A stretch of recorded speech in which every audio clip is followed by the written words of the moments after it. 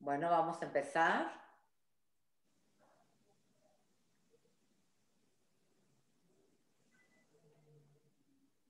Buenas tardes a todos. Empezamos la plática.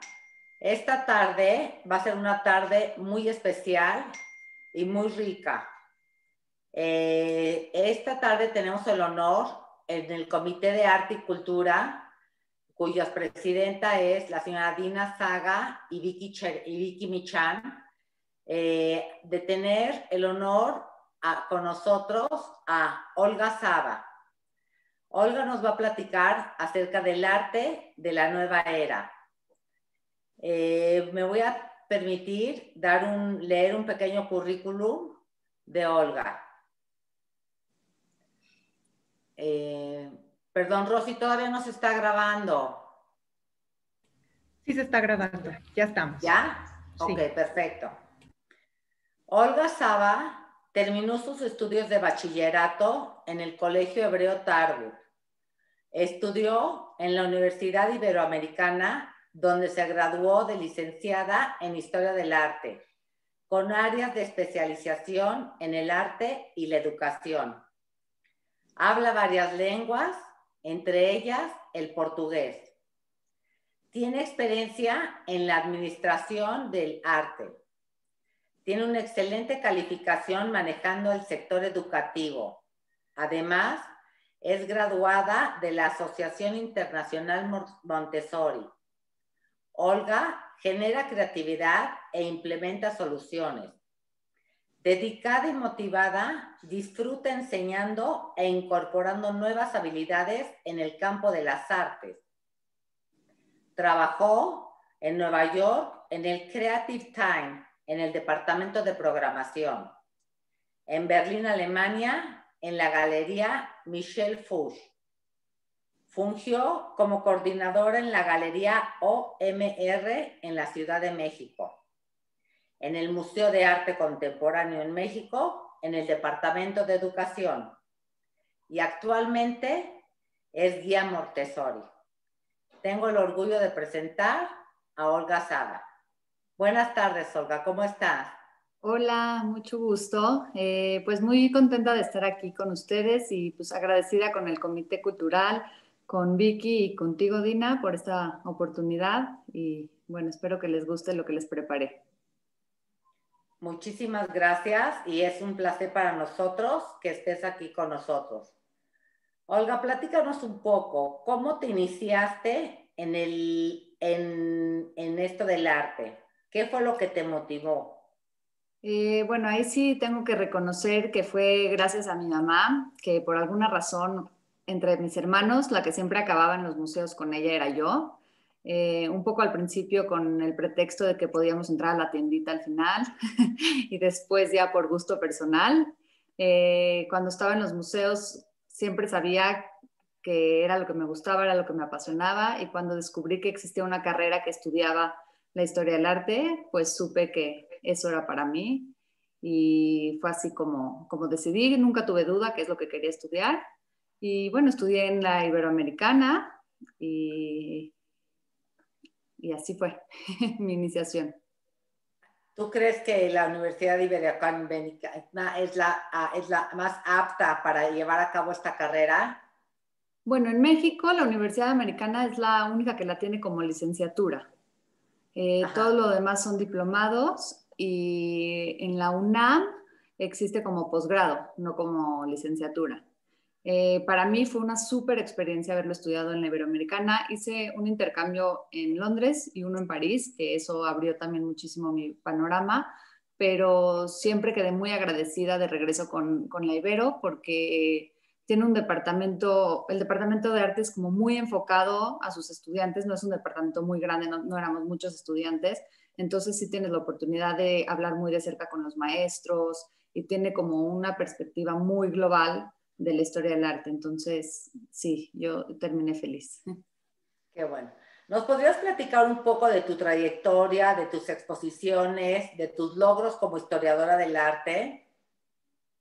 Bueno, hice mis prácticas y mi servicio en el Museo Rufino Tamayo mientras todavía estudiaba y ahí tuve la oportunidad de trabajar directamente en el Departamento de Educación, que fue como mi primer contacto con esta experiencia de la educación a través del arte. Y después de eso que me gradué, trabajé en la Galería OMR como coordinadora y ahí tuve la oportunidad de armar exposiciones en primera mano, o sea, de platicar con los artistas directamente de por qué habían pintado lo que pintaron, cómo les hubiera gustado que dispongamos el arte en la galería, el contacto con los clientes, el contacto con los directores de la galería. Entonces eso fue también como un bonito momento en mi trayectoria.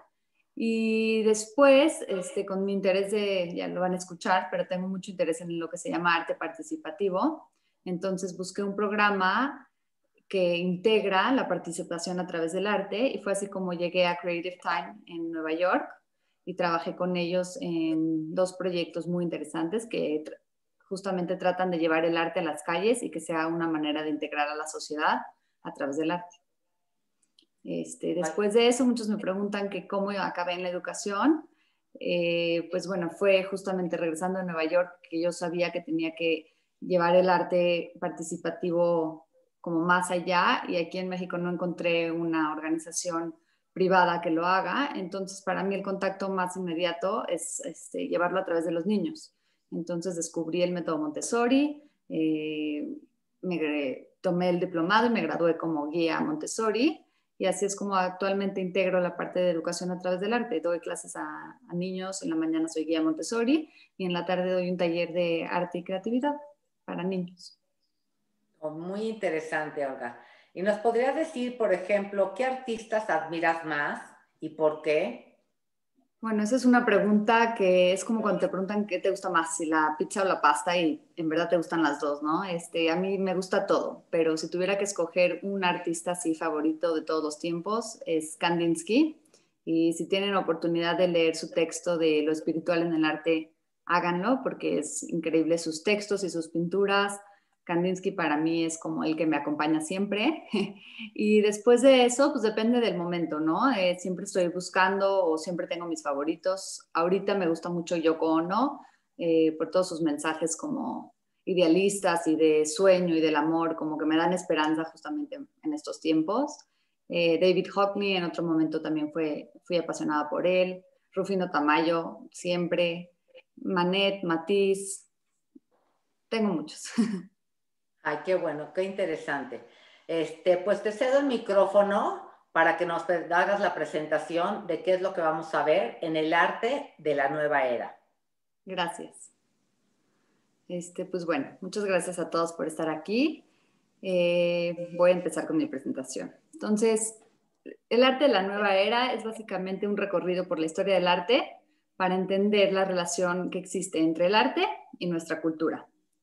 Entonces, para entender el arte, hay algo que tenemos que comprender. Hay 4 esferas importantes a las que nos tenemos que inclinar para empezar a entender. Y es la esfera social, la esfera económica, la cultural y la política. Cada una de estas nos permite ver y entender el arte desde una postura más completa. Nos pone en contexto con el periodo histórico al que estamos haciendo referencia y desde ahí podemos hacer un intento para dar sentido al arte y su expresión. Entonces, hablamos del sentido del arte, ¿no? Mucha gente dice, ay, veo una pintura pero no sé qué me dice.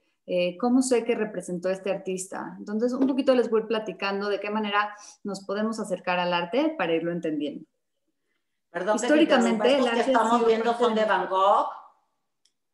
Ahorita les digo de los autores. Ah, está bien, ok. Sí. Históricamente el arte ha sido parte de nuestra sociedad como medio de expresión en su forma más simple, pero mucho más importante ha sido el recurso a través del cual hemos dado sentido a nuestra existencia. El arte es producto de nuestro deseo por sentir placer. Al observar algo bello, como un paisaje, como está aquí, una naturaleza, una bella composición, Asimismo, el arte responde a nuestra necesidad de permanencia. ¿Qué quiere decir esto? Tenemos una necesidad por volver fijo un instante que se desvanece. Por ejemplo, tenemos un atardecer que va a dejar de ser de atardecer en cualquier momento. El retrato de una figura que en algún momento va a envejecer. O por ejemplo, esta imagen que me encanta de Manet, un niño soplando burbujas, que no existe un momento más efímero que este. Casi se nos antoja ir y picarle a la burbuja que está a punto de tronarse. Es un instante que va a desaparecer en el tiempo. Y los artistas justamente han intentado volverlo fijo, que nunca muera. La fotografía es otro ejemplo de esos momentos efímeros y fugaces, que no hace más que retratar algo que nunca más va a volver a ser. Y son los ejemplos de nuestra necesidad humana por volver permanente todo aquello que en su naturaleza es pasajero. Una negación a la vida misma, a la muerte y el paso natural del tiempo. Nos aferramos a algo que ya no existe y que jamás volverá a ser. Por esto y muchos otros motivos, el arte acompaña y seguirá acompañándonos a lo largo del tiempo en sus múltiples formas y expresiones. El arte es la respuesta a nuestro sentido de vida, tanto como productores, esto quiere decir como artistas, o como consumidores, espectadores. Juntos tenemos la necesidad de tener un encuentro, un momento íntimo con aquellas expresiones que apelan a lo más profundo de nuestro ser, un encuentro con el lenguaje del alma. Y es así como el arte se ha ido desarrollando a lo largo del tiempo, en esta necesidad de expresar y de entender. Otra vez, de volver algo, un momento efímero fijo y volverlo, captar un momento bello. Todo esto es como una dinámica que se da entre artista y espectador. Siempre estamos ahí intentando ver y hacer sentido de lo que estamos viendo. El arte a lo largo del tiempo ha tenido muchísimas transformaciones. Y yo voy a empezar a verlo desde la esfera social, para que vayamos entendiendo un poquito. Como les mencioné, para entender el arte hay que ponerlo en el contexto adecuado. Por eso voy a hablarles desde el contexto social y desde ahí hilar su camino a las demás esferas. Desde el principio de nuestros tiempos como humanidad, encontramos en el arte un vehículo de expresión, un medio a través del cual hacernos visibles ante otros grupos. Desde las pinturas en las cavernas de la prehistoria, como estas, las primeras pinturas rupestres, los monumentos arquitectónicos del arte clásico, aquí vemos Grecia, Roma, los vitrales y las pinturas en mosaicos de la Edad Media o la era religiosa, las nuevas impresiones de la Edad Moderna, aquí está Van Gogh, el arte abstracto, Rothko, y conceptual de nuestros días, hasta los performances y el arte experimental. Es así como el arte se ha ido desarrollando y los artistas y los consumidores, o sea, nosotros, hemos hecho posible dejar huella de nuestra existencia a través del arte. El arte desde este contexto se convierte en un movimiento que enaltece lo que somos, fija el sentido a nuestras creencias, nuestros sueños y nuestras ilusiones y pone en manifiesto todo aquello de lo que somos capaces o incluso todo aquello que deseamos que sea real. Me gusta esta imagen porque justamente dice eso que nosotros vemos también es lo que somos. Cuando dicen que lo que vemos es el espejo de nuestra experiencia, entonces esta imagen un poquito captura lo que intento comunicar. Incluso cuando existe un afán por volver efímero al arte, un ejemplo de esto es el land art, que los artistas de land art dicen que el arte no debe ser algo ni que se consuma ni que permanezca. Entonces sus exposiciones son completamente efímeras. Pero existe la documentación de estas exposiciones y al documentarlo se vuelve otra vez fijo. Nunca va a desaparecer. La fotografía de un arte efímero lo convierte en algo que jamás desaparece. Todo esto nos ha llevado como sociedad a inventar medios de interpretación. Existen historiadores del arte que interpretan el arte. Existen curadores que desde la perspectiva dinámica intentan exponer el arte. Existen incluso psicólogos que desde el psicoanálisis le intentan dar sentido al arte. Ahora, además de producir arte, lo interpretamos y establecemos narrativas que nos dicen qué significa lo que estamos viendo. Entonces de repente vemos textos, de repente escuchamos entrevistas y siempre hay alguien que nos está explicando o intentando decir qué es lo que estamos viendo. De pronto estamos dentro de un museo, frente a una pintura maravillosa. Y lejos de observarla, lo primero que hacemos es acercarnos a la ficha técnica para saber quién la hizo, de qué materiales está hecha, cuál es el título y, por qué no, qué significa. Y esto a mí, en realidad, me parece un poco absurdo. Hace unos instantes, lo único que existía era nuestra experiencia frente a una obra de arte, que quizá o quizá no nos intentaba comunicar algo. Por el simple hecho de estar frente a ella, teníamos la oportunidad de ver algo y dar significado a ese instante de observación.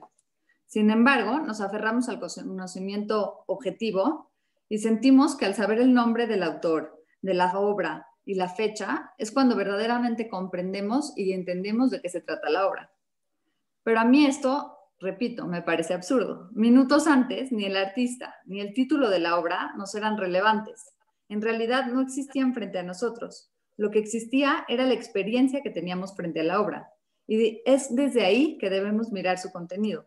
Pues en origen, el arte fue creado para expresar y comunicar. Expresar y comunicar a nuestros sentidos, no a nuestro intelecto.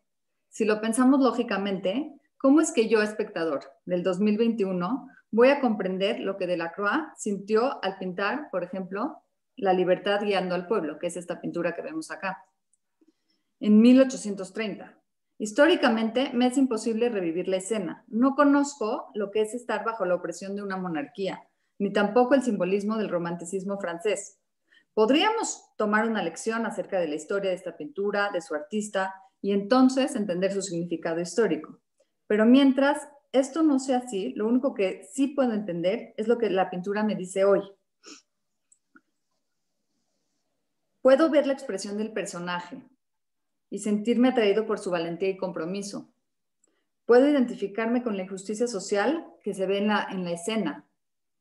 Todos estos códigos ocultos que el pintor dejó desde 1830 están ahí para ser observados y comprendidos por nuestros sentidos.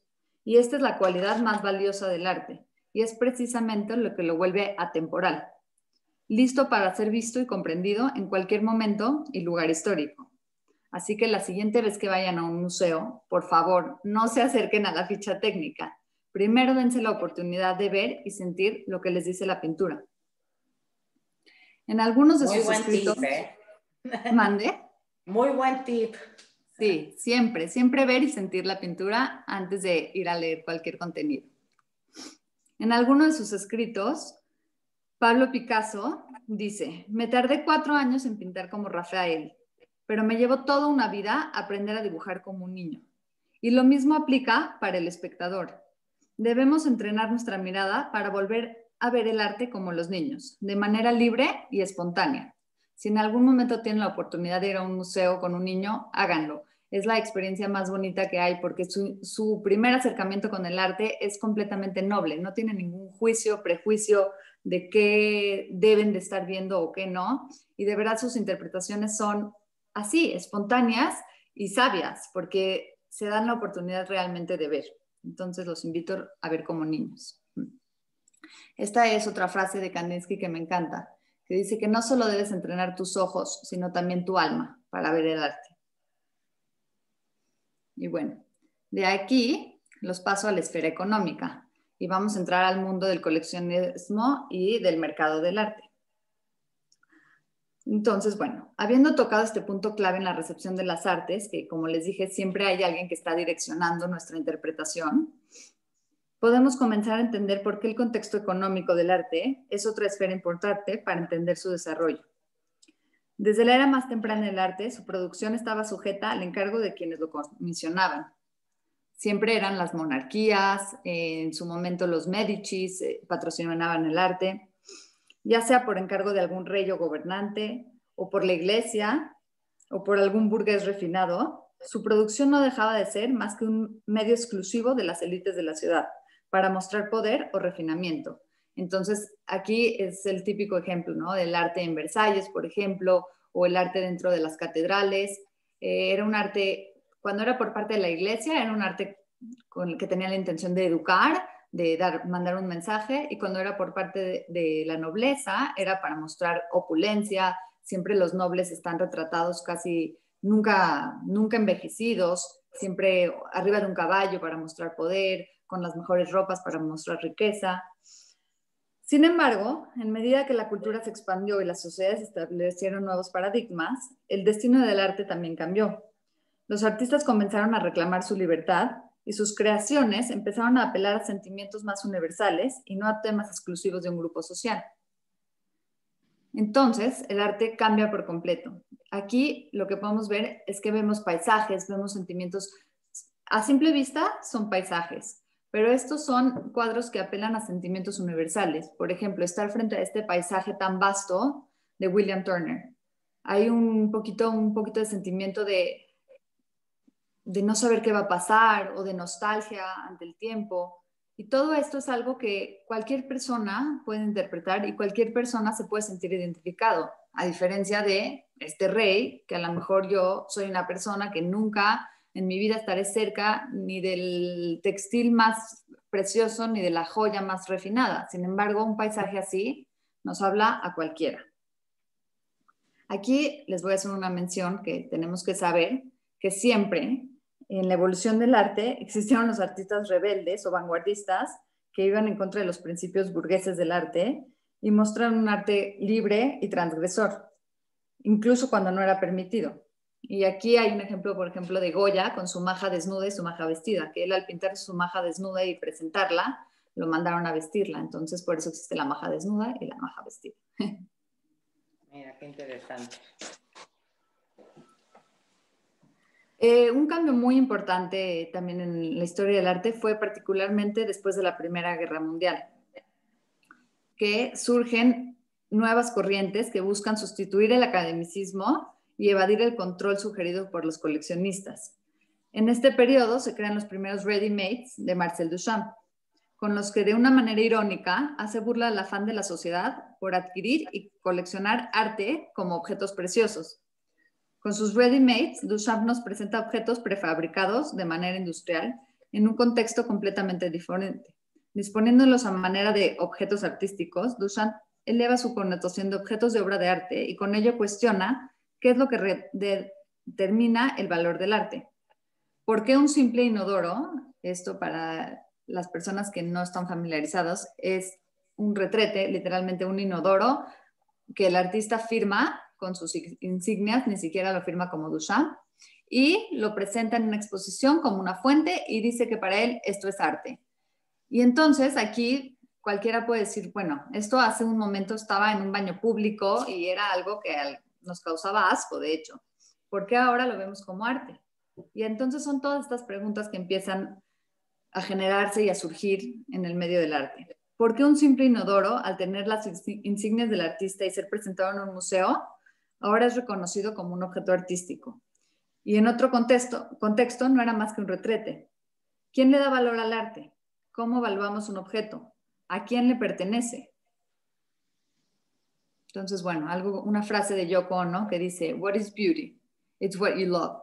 Y creo que esto es simplemente, si pudiéramos reducir el arte y qué realmente es arte, yo lo reduciría a esta frase. Pues eso que tú amas es arte. Si a ti te llama y a ti te habla, eso es arte. Entonces, bueno, todas estas preguntas surgen a raíz de desmantelar la economía del arte y en su finalidad buscan devolverle la libertad. Años más tarde, en los 60s, artistas como Andy Warhol retoman este concepto con el arte pop, en donde una vez más se presentan productos comerciales fuera de su contexto habitual para ahora convertirse en un legado artístico.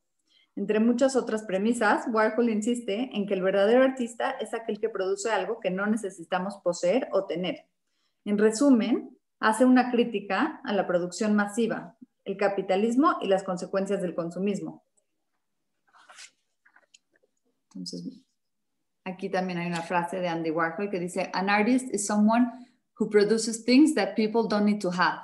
Entonces, aquí otra vez el coleccionismo, el consumismo, se está otra vez cuestionando y se está otra vez criticando.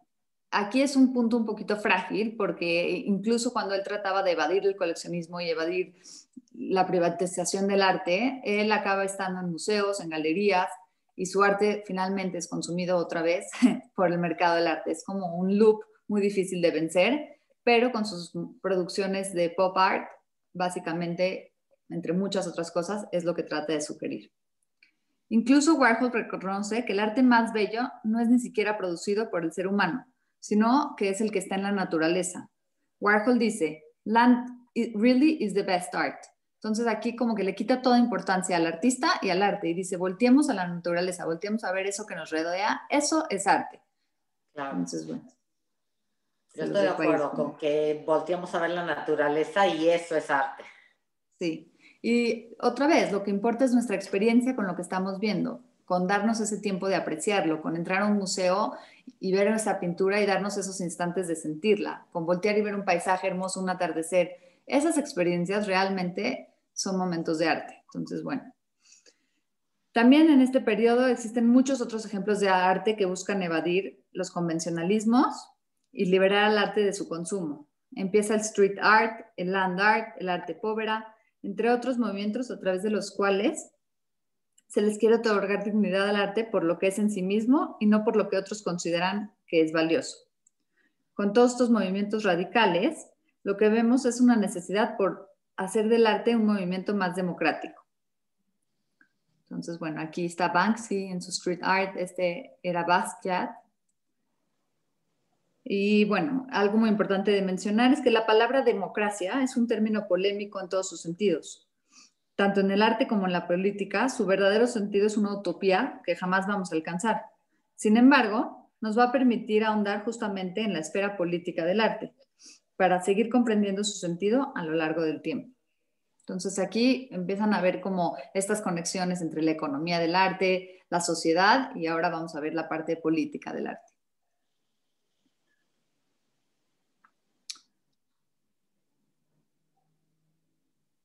Hasta ahora comprendimos que el arte va siempre de la mano de la necesidad social y económica. Ahora vamos a entender cómo es que la política también determina su sentido. Volviendo a los tiempos de la posguerra, sucede un fenómeno que rige el sentido del arte hasta nuestros días, y este es el de la expropiación cultural. Los inicios de este concepto suceden mucho antes, cuando empiezan las expediciones arqueológicas por los diferentes países. Sin embargo, no es hasta el siglo XX que el concepto adquiere relevancia y atención desde una postura política y legal. Después de la Primera y Segunda Guerra, tras la destrucción del legado europeo y con el afán de proteger las obras nacionales más emblemáticas, los gobiernos deciden llevar a sus museos los vestigios arqueológicos más antiguos, objetos con valor histórico y cultural de todas partes del mundo para resguardarlos, fuera de su país original por siempre. El patrimonio nacional y cultural de un país es ahora parte de un museo que está completamente fuera de su lugar de origen. Un ejemplo claro de esto es, por ejemplo, el penacho de Moctezuma, albergado hoy en Viena, Austria, que no hace sentido, ¿no? O sea, el penacho de Moctezuma que nos pertenece a nosotros y está en Viena y ha sido polémica y causa de discusión entre países y disputas legales al respecto y nunca lo van a regresar porque su conservación no lo permite, no puede viajar el penacho y bueno, ya está ahí para siempre. Entonces nosotros como espectadores es como un fenómeno rarísimo. ¿Qué hacemos en Viena, Austria, viendo el penacho de Moctezuma? Pero pues es lo que sucede y es lo que pasó y aquí entra mucho la parte política. Otro ejemplo son las puertas de Ishtar, que están en el Museo del Pérgamo en Berlín, que también es sorprendente que podamos estar del otro lado del mundo y ver expuesta una pieza que corresponde completamente a otro contexto temporal y espacial del lugar en el que actualmente se encuentra. Esto es precisamente lo que la política o el interés político genera al intervenir en la producción y conservación del arte, otorgándole como consecuencia un valor agregado que va más allá de su verdadero valor artístico o estético. Entonces, bueno, hasta ahorita se pueden ir dando cuenta que lo que conocemos como arte no es puramente una expresión artística. El arte en todas sus formas siempre ha sido una respuesta a una necesidad mucho más que estética. El arte es el medio a través del cual codificamos y decodificamos el sentido de nuestra experiencia. El arte es el lenguaje que configura a nuestra cultura. Y aquí Paul Klee nos lo dice muy claro, el arte no reproduce lo visible, lo hace visible.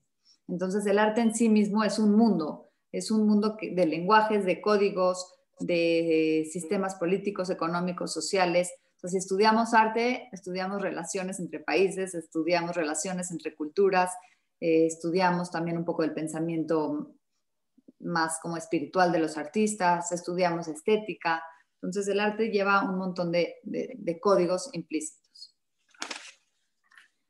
Y así pasamos a la esfera cultural. Ahora que entendimos de manera muy general la evolución del arte y su conexión con las diferentes esferas, vamos a ver qué pasa con el arte hoy en día y por qué elegí la esfera cultural para abordar el tema del arte en la actualidad. Para entender el arte de nuestra época, es importante entender que nosotros somos parte de su producción y de su recepción. No somos ajenos a los eventos o pensamientos que determinan el camino de las artes, ya sea en respuesta a las problemáticas sociales, políticas o económicas que estamos viviendo, o por la pura necesidad de expresar lo que sucede en el arte hoy nos pertenece. Desde esta perspectiva, es mucho más fácil acercarnos al tema del arte actual y verlo como eso que nos sucede todos los días, un arte que nos rodea y nos llena de significado. Voy a retomar el contexto un poco antes de la pandemia, porque es importante notar qué es lo que va sucediendo a nivel cultural y qué tanto el COVID funge o no como parteaguas en el arte. Un breve chiste entre historiadores es utilizar las insignias AC y DC, que en realidad es antes de Cristo y después de Cristo, pero ahora lo usamos para decir antes del COVID y después del COVID. O sea, realmente el COVID sí es un parteaguas en términos de antes y después en el arte. Y artículos y artistas lo dicen, ¿no? Por ejemplo, aquí, multiple transformations occurring across the broad. We're going to talk in terms of before and after 2020 in art. Y tanto en arte como en cualquier cosa en nuestras vidas. Entonces, bueno, cuando vuelvan a ver esto, pregúntense si es antes de Cristo o antes de COVID y después de Cristo y después de COVID. En el contexto del arte. Exacto. Como bien les mencioné, a partir de los 50s y 60s, la transformación del arte fue muy radical. Junto a los movimientos sociales de libertad, igualdad y democracia, en el pensamiento de los artistas también surgió una necesidad por hacer del arte una experiencia más equitativa, un arte de todos y para todos. Entonces, cuando existieron esos movimientos hippies de Make Love Not War y como todos estos movimientos antidiscriminación y los feministas y todo esto, el arte también como que agarró una segunda voz de pedir y abogar por su libertad y por volverlo más democrático para todos. Dentro de estas primeras propuestas surge un movimiento conocido como arte participativo, que es lo que les mencionaba hace un rato. Y este nuevo esquema artístico hace posible la integración del espectador con la obra del arte. Ahora lo más importante ya no es la obra en sí, sino la producción de significado que se produce al tener a un espectador activo que llena de significado la obra de arte. ¿Qué quiere decir esto? Ahora la obra de arte por sí sola no vale nada. Necesita a alguien que la habite, alguien que junto pueda integrar el significado de la obra. El foco de atención se traslada de la obra como objeto, o sea, la obra en sí ya no importa, y lo que importa es el encuentro que se produce entre espectador y obra. El arte participativo es un movimiento dinámico que pide que participemos y nos volvamos co-creadores de la obra. Entonces aquí la obra y el artista pierden relevancia si no hay un espectador activo que la pueda seguir llenando de significado. ¿Esto es el arte participativo, Olga? Sí, esto es el arte participativo. Hacernos parte de la pieza misma. O sea, ya los museos, la típica white box o un museo clásico académico de ir y pararte frente a una obra, eso en el arte participativo ya no existe. Siempre tiene que ser un movimiento que integre, ya sea a través del diálogo, ya sea a través del movimiento, tiene que integrar todo el tiempo y el sentido y significado de la obra se tiene que dar a través de la participación. Wow. Ok, esto es un momento muy importante en la historia del arte, pues finalmente el arte deja de ser una experiencia de lujo Incluso por un instante deja de ser un medio de consumo y se convierte en un medio accesible para todos. Y esto es algo que, como se los mencioné, artistas de todas las épocas lo buscaron. Trataban de que de verdad el arte apele a los sentidos, apele a sentimientos universales. Y finalmente, hoy lo empezamos, bueno, ya desde hace muchos años, pero hoy mucho más latente, estos tipos de iniciativas se empiezan a ver. Aquí les pongo algunos ejemplos de arte participativo. Esto es un performance de Yayoi Kusama, el de puntitos, y las figuras geométricas es Amalia Pica en el Museo Tamayo, en el que se hacían performances en el que se movían estas figuras y se hacían intersecciones entre las figuras. Entonces hablaba un poco del tema de conexión y movimiento, y bueno, estéticamente, visualmente es muy bonito. Y este es un ejemplo que me encanta, que es un artista que siempre está haciendo proyectos de arte participativo justos y demócratas, y esta es la frontera México-Estados Unidos, y coloca estos sub y bajas para que justamente la gente se haga parte de la obra a través del juego y la participación. Y aquí hay mucho interés político y como mucha crítica a lo que es una frontera, mucho más, la frontera México-Estados Unidos, con tanta violencia, con tanta problema que hay entre los migrantes. Y aquí vemos como un simple sub y bajas destruye cualquier frontera política, cualquier frontera, cualquier limitación. Con un sub y bajas están jugando la gente de un lado y del otro lado de la frontera. Entonces, bueno, a mí este ejemplo me parece uno de los ejemplos más bonitos del arte participativo. Es magnífico, ¿eh? Sí. Otro ejemplo es una artista que se llama Jill Maid y hace justo este año, bueno, lo lanzó el año pasado, pero sigue activo este año, le graba a las pennies, las monedas americanas, les graba una palabra, en algunas dice tender, en algunas dice sublime, diferentes palabras a estas monedas, y las saca al mercado a que la gente empiece a comprar y distribuir. Y es una manera otra vez de distribuir el arte, incluso en un momento de pandemia donde no podemos ir a los museos, donde no podemos ir a las exposiciones. Ella dice que quiere seguir haciendo del arte participativo y del arte socialmente comprometido algo en este año y encuentra la manera de hacerlo a través de repartir estas monedas. Entonces, la siguiente vez que tengan un penny en su cartera, en vez de que les moleste, porque siempre nos molesta el penny coin, pues volteamos a ver si no tiene alguna insignia grabada, porque si sí, bueno, ya es una pieza de arte. Entonces, cuidado si reciben algún penny. ¡Wow! Está bueno. Es de lo primero que te tienes que te quieres deshacer en tu monedero. Exacto, siempre decimos que no me den pennies, que no me den monedas, y ahorita, pues bueno, creo que lo vamos a conservar. Con el paso de los años, el arte participativo sigue evolucionando y a la fecha busca encontrar canales a través de los cuales poder seguir integrando al público con las obras. Hoy el arte se opone, a la discriminación de género, a las discriminaciones raciales o las discriminaciones de clase. Se opone al coleccionismo, a la sistematización de los museos, a pertenecer a la llamada white box y ya no acepta discursos unilaterales y pide generar experiencias participativas. Ahora el arte es un medio social que integra a la cultura. El arte sale a las calles para comunicar y proponer soluciones comunitarias. El arte educa, sensibiliza, aboga por los derechos humanos. El arte nos une para que juntos creemos significado. Entonces, bueno, todas estas iniciativas nos han ido acercando a lo que sucede hoy en el arte. Como en muchos otros aspectos de la vida, no creo que sea por pura casualidad que como sociedad hayamos tenido que detenernos por completo y reestructurar o reinventar los medios a través de los cuales operamos. En el arte esto ha sido muy claro. Con el inicio de la pandemia, tras el cierre de los museos, la suspensión de subastas y prohibición de eventos públicos y masivos, los artistas y nosotros como público hemos tenido que optar por nuevas soluciones para seguir integrando el arte en nuestras vidas. Esto es un ejemplo de un museo que literalmente sacó el arte a las calles. El museo está cerrado, entonces, bueno, realizó esta instalación de luz y esta instalación escultórica de dos artistas diferentes y se pueden observar fuera del museo, que me parece maravilloso porque finalmente el arte está en las calles, lo que siempre debe de ser, un arte accesible para todos.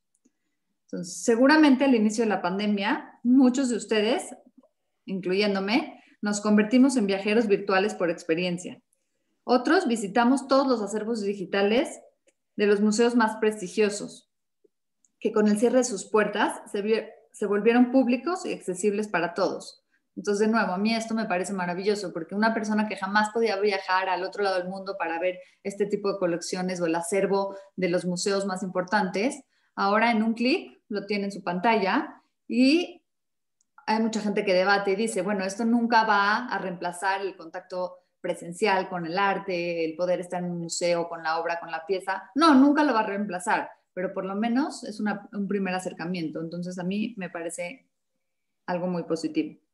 Las exposiciones virtuales representan un paso hacia la democratización de las artes, pues permiten el acceso libre y gratuito a colecciones privadas.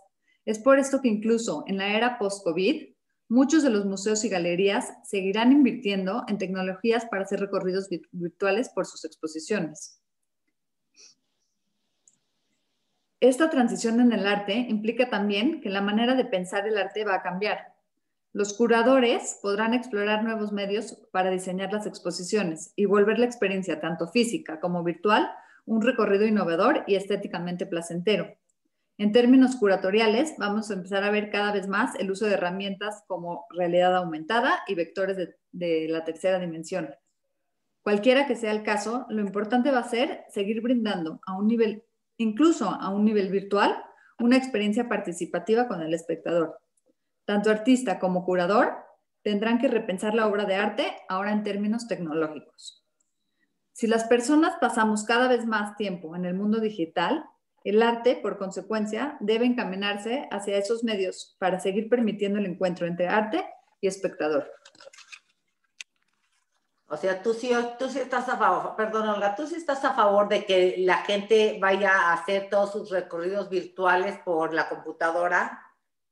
No es que esté a favor o no, hoy en día no nos queda de otra y prefiero eso a que nada. Incluso prefiero el recorrido virtual a que a la gente, por no tener los recursos para viajar o para ir a visitar un museo, incluso muchas veces los tickets del museo son muy caros y mucha gente no tiene la oportunidad de entrar. Entonces, no es que la prefiera, simplemente creo que hoy en día no tenemos otra alternativa por COVID y aparte de eso abre la puerta a que gente que nunca en su vida pueda tener contacto con el mundo del arte lo pueda tener. Claro. Entonces, bueno, tiene un aspecto muy positivo o un aspecto no tan positivo, pero está ahí el reto en encontrar de qué manera volver la experiencia virtual en un momento, porque además, después de COVID es lo que dicen, incluso después de COVID, ya estamos en un mundo tecnológico, ya estamos en un mundo virtual. Entonces, el reto va a ser encontrar las iniciativas como atractivas para que podamos seguir teniendo experiencias como que nos llenen y satisfactorias, incluso en un mundo virtual. Claro. Entonces, bueno, hay muchos ejemplos que están sucediendo. La exposición planteada por el artista Mario García Torres en el Museo Jumex de la Ciudad de México reconsidera la relación que existe entre el artista, la producción en su estudio, el público y el museo. Más aún, retoma la problemática que conlleva el cierre y suspensión de las agendas culturales. La muestra fue parte del proyecto en línea Museo en Casa y se dio la oportunidad de abrir diálogos sobre el impacto que ha tenido la pandemia en las instituciones culturales. Entonces, precisamente en esta exposición, se llamaba Solo Exhibition de Mario García Torres, él justamente replantea qué está pasando hoy en día con los museos. Él aboga por la reapertura de los museos casi como si fueran los hospitales. O sea, él dice que deberían de abrir los museos porque son importantes para la salud mental. Pero mientras esto no suceda, lo que está pasando son este tipo de diálogos y conferencias que son accesibles para todos. Si tú te metes al Museo Jumex, puedes ver Museo en Casa y puedes ser parte de estos Zoom y estar en esos diálogos entre artistas contemporáneos, y eso para mí, repito, es muy enriquecedor. Claro. Bueno, ahí está explicado lo que era la exposición, si le quieren dar una leída. Otro ejemplo es el artista Michael Mandenberg, que se ha dedicado a hacer una serie de pinturas tituladas Zoom Paintings. Aquí está. A través de las cuales representa las escenas que ve desde su computadora al hablar con sus familiares y amigos por Zoom. Cada una de estas pinturas, que son del tamaño de una tablet, muestran la recámara desde donde está hablando la otra persona. Sin embargo, Mandenberg opta por eliminar al personaje con el que está hablando, dejándonos así con una pintura que evoca el sentimiento de aislamiento que todos llegamos a sentir. Entonces, esto es con lo que nos deja.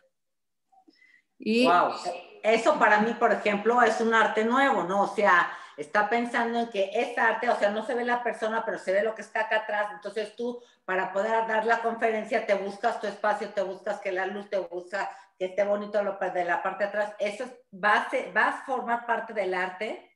Sí. Para él, este artista ya hizo una serie, o sea, él, aquí les mostré una sola habitación, pero tiene una serie ya de muchísimas habitaciones y va mucho más allá, o sea, está replanteando el concepto de cómo nos vemos a nosotros mismos. No es lo mismo que yo te vea, volvemos a lo mismo, no es lo mismo que te vea presencialmente, te esté dando esta conferencia, a través de una pantalla, que otra vez brinda oportunidad, porque aquí somos ya no sé cuántos participantes, que a lo mejor no hubiéramos tenido la oportunidad de estar juntos en esta charla. Y al quitar al personaje central de la imagen, pues sí, sí nos dejan este sentimiento de aislamiento que a veces el mundo tecnológico nos trae. Incluso él dice que, lo voy a decir en inglés y ahorita se los traduzco, dice, it's the paradox of modern technology. The more it connects us, the more disconnected we feel. Y es la paradoja de la tecnología. Entre más nos conecta, más desconectados nos sentimos. Y es un poquito lo que trata de evocar con sus pinturas. Otro ejemplo es Pia Camille con esta obra titulada Hang in There. Y son puras playeras colgadas. Estuvieron en el breve momento que volvió a abrir el Museo Tamayo. Fue una exposición en la que estuvo. Hang in There justamente alude a este sentimiento como de aguanta. Sí se puede, ¿no? Entonces, bueno, este es otro ejemplo. Y bueno, otro momento histórico al que nos estamos enfrentando es la readaptación de las subastas y ferias de arte. Entonces, ferias como Art Basel, Sonamaco, Salón Acme, entre otros, han desarrollado plataformas virtuales que dan sede a las exposiciones y conversaciones públicas entre artistas, galerías y el público, para debatir temas relacionados con el contexto actual del arte. Entonces, de nuevo, ahora en vez de ir a las ferias y a las subastas, todo lo hacemos a través de la web. Este me gusta, es un chiste. ¿Qué tan lejos vamos a viajar este año? Y bueno, ahí vamos, ¿no? De Instagram a Art Basel, todo online, porque pues no vamos a ir a nada. Está bueno. Sí. Más allá de las soluciones virtuales generadas, en respuesta al confinamiento y restricciones de salubridad, hoy sucede algo maravilloso en el arte. Por primera vez se ve la necesidad de salir a las calles. Surge el museo Museums Outside Their Walls. Y lo que sucede fuera hoy es igual o más importante que lo que pasa adentro. Y volvemos a lo mismo. Entonces, hoy en día esto para mí es como un súper parteaguas que funge en el tema de arte participativo, de integración social. El arte finalmente, por necesidad, sale a la calle. Algo que, repito, se ha peleado por muchos años, ¿no? Evadir la academetización del arte. No va a ser, perdón que te interrumpa, entonces el arte ya no va a ser una cosa elitista, va a ser para todo el público porque se va a ver en las calles en todos lados. Exacto, y si no lo vemos en las calles, lo vemos en nuestras computadoras, y si no lo vemos en nuestras computadoras, va a ser una experiencia de realidad aumentada. Vamos a ir viendo qué nuevas propuestas salen a la luz, pero como en muchas otras áreas de la vida, como en la política y todas estas manifestaciones de Black Lives Matter y todo esto que está pasando, lo mismo se ve traducido en el arte. Ya no va a ser elitista, ya no va a ser exclusivo, va a ser público y participativo y para todos. Entonces esto es importante. Y aquí les dejo algunos ejemplos de lo que está sucediendo hoy. Esto es en Ciudad de México. Una galería literalmente montó así camiones y es el arte en las calles. Entonces tú puedes ir y los ves y eliges tu pieza y ya. Y es como ir, como la solución de un arte que necesita estar en las calles para seguir viviendo. Porque finalmente el arte nos necesita y nosotros necesitamos al arte, coexistimos y el uno sin el otro no sería. Entonces, bueno, aquí les sigo dejando ejemplos de cómo está el arte hoy con social distancing. Y bueno, Gracias. devolver la libertad a las artes es hacer de la recepción artística un evento democrático. Es algo por lo que lucharon muchos artistas durante décadas y hoy por primera vez sucede de manera casi natural. Por necesidad intrínseca y por hacer vivir al arte, incluso en medio del confinamiento. Entonces, bueno, así acabo mi presentación. Oye, Les doy las Rolda, de gracias. verdad me quedé muy, pero muy satisfecha de toda la plática, cómo la llevaste a cabo, cómo fueron a través de las esferas, la social, la económica, la cultural. Nos fuiste llevando de la mano desde el principio del arte, con los primeros de artes rupestres, hasta el arte actual y participativa, que yo nunca había escuchado del arte participativa, o sea, para mí sí es una cosa de novedad. Te agradecemos de verdad muchísimo toda la plática, creo que nos dejaste una gran forma de pensar qué es lo que debemos de hacer para poder estar en la vanguardia del arte nosotros también, y bueno, pues no hay como seguir adelante.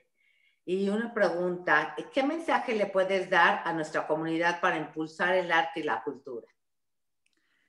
Bueno, creo que no dejen la curiosidad, que sigamos viviendo en la participación creativa, que apoyemos, impulsemos el acercamiento con todos los movimientos artísticos que nos rodean y que nos sintamos parte de ellos. Creo que un error muy común es sentir que el arte es algo intocable, algo que no entendemos, algo que está ahí en los museos. Y no, es eso, es volver a sentirnos creativos, curiosos, incluso si no somos artistas, si nunca nos ha apasionado el arte, les repito, como niños, vuelvan a ver el arte y lo que nos sucede día a día como arte, no nada más lo que está allá dentro de los museos. Y finalmente que le demos ese valor de legado cultural, porque finalmente el arte es nuestro único, es de nuestros únicos legados como cultura, entonces que no lo dejemos de lado. Oye, dime una cosa, ahora personalmente, a título personal, cuando estuviste en Nueva York, ¿qué fue lo que más te impactó? ¿Qué es lo que más te gustó? ¿Qué fue lo que no te gustó también? Porque me imagino que aparte de cosas buenas, pues siempre hay cosas negativas. Pero platícanos un poco acerca de tu historia en Nueva York. Bueno, en Creative Time les voy a platicar, es una compañía de iniciativa privada, es decir, no está fondeada por el gobierno, sino que es de pura iniciativa privada, hacen fundraisers para recaudar dinero y todos los eventos o exposiciones que hace esta compañía tienen un interés de participación o de activación social o política. Entonces, cuando yo estuve ahí, fue un proyecto muy, muy loco.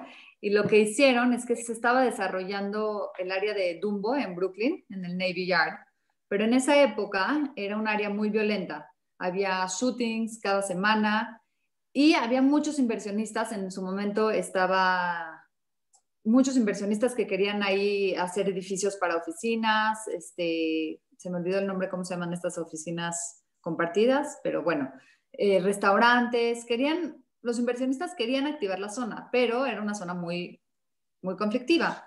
Entonces Creative Time entró de esta manera para poner un barco naval en el Navy Yard. El Navy Yard es la bahía naval de Brooklyn, en donde tú estás en Brooklyn, se ve el río y enfrente está Manhattan. Entonces lo que hicieron fue poner un barco naval y contactaron a todos. No sé si alguien recuerda que en Brooklyn existían los Pigeon Mans, que son los hombres que viven en las azoteas con palomas. Es una cultura que existía en Nueva York. Entonces contactaron a los que aún quedan Pigeon Mans en Brooklyn, pidieron sus palomas prestadas y estuvieron en cautiverio las palomas desde enero hasta mayo entrenándose, y en mayo hubo un evento que se llamaba Fly by Night. Entonces tú ibas al Navy Yard, te sentabas en unas gradas, veías el barco naval y cada viernes, sábado y domingo al atardecer se soltaban estas palomas, eran 2,000 palomas con LED luces en sus patas, se soltaban al atardecer, volaban por encima de ti, anochecía, entonces se prendían las luces, entonces veías a 2,000 palomas volando encima de ti, era como ver estrellas volar arriba de ti, y volvían al barco naval porque eran palomas entrenadas. Y todo el evento era esto, era como un festival de luces con palomas y era un evento público, gratis, tú nada más te inscribías online y podías llegar. y masivo. Entonces fue una manera de, a través del arte, activar una zona que estaba marginada, violenta, y fue un evento que duró casi 2 meses, todos los fines de semana, y en base a eso después se hicieron exposiciones por la Bahía Naval, se implementaron programas educativos también ahí en el Navy Yard. Entonces, bueno, esta fue una experiencia que tuve en Nueva York que fue increíble, y verlo producirse y verlo hacerse, incluso salió en la portada del New York Times, entonces para mí fue como, wow, algo que estoy haciendo de repente tiene mucha relevancia a nivel como cultural y político.